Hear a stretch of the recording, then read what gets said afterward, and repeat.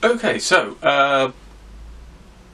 welcome to a quick channel update. So I thought I'd just let you know what's going on. I'm having terrible trouble with the lighting, that's the first thing here, because it's sunny outside and it's just killing the camera, but hopefully I've fixed it. I'm looking at about 4 lights here, so it's won't be on this too long.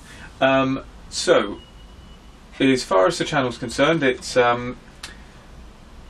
that time of year where a certain massive Airfix kit's been released, which you cannot see in my arms.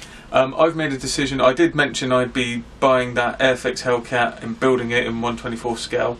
I've decided not to for a couple of reasons, and mainly the first one is everyone seems to have it, and I'm not going to be showing anything different. I haven't got the space, and I think I was a little bit ambitious thinking on taking that on, considering I've got quite a lot to get ready for Telford of some of my usual subjects, Spanish Civil War subjects and such like. So I've also gone off the bigger subjects. You might have realised the P40 hasn't arrived yet as the final video. It will, but it's not there yet. Just kind of lost a bit of interest on it. It's just above me there, just needs a little bit of weathering. It'll get done and I'll get that up as soon as possible when I can get round to it.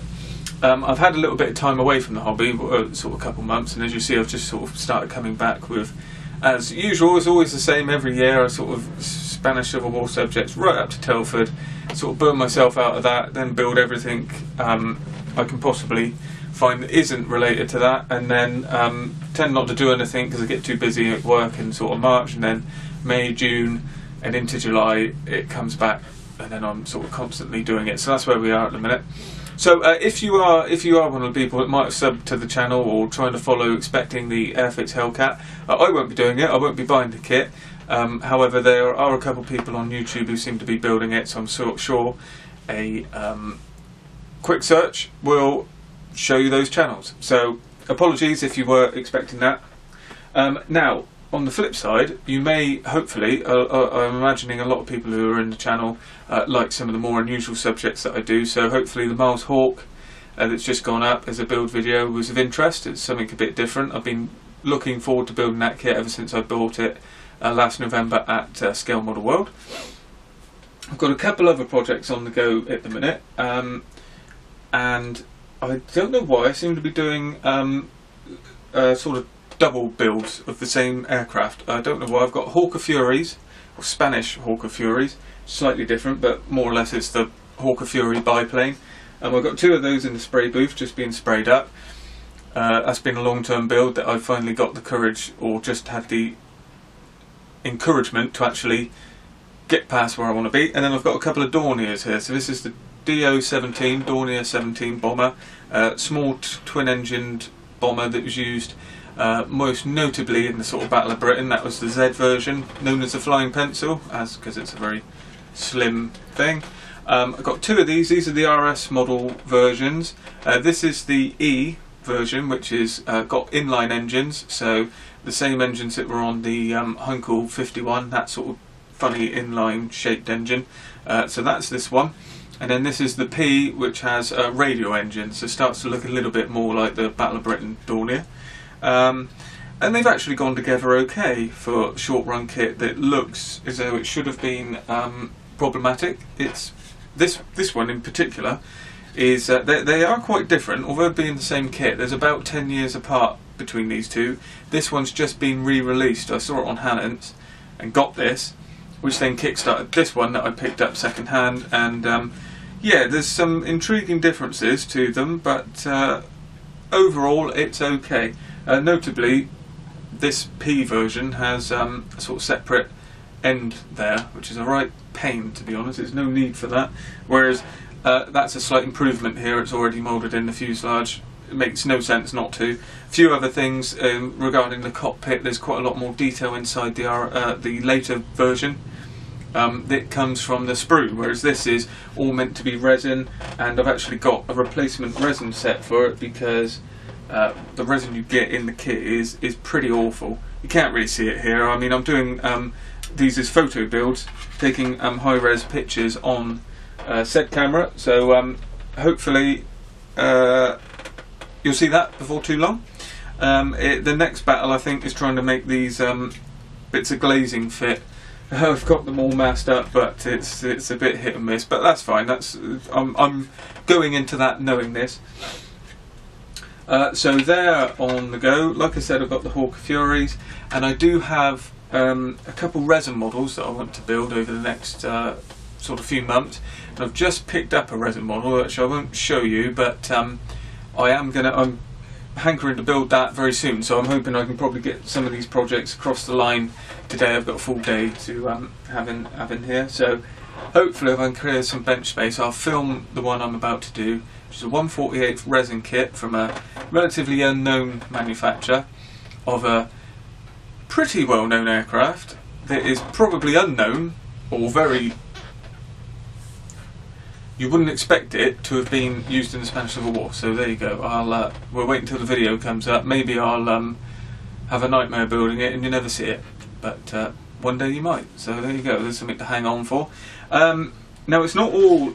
well, it probably is mostly going to be Spanish Civil War content for quite a lot of the channel. However, it's not all going to be aircraft. So we've got one project coming up, which I'm very excited about. And that is going to be merging together a couple of kits for you armour sort of guys. So I've got this one, which I bought a while ago. I've not mentioned on the channel really. This is an absolutely stunning kit. I do like tank transporters, always like the Famo and trailer from Tamiya. And the good news is, this trailer was used during the conflict in Spain.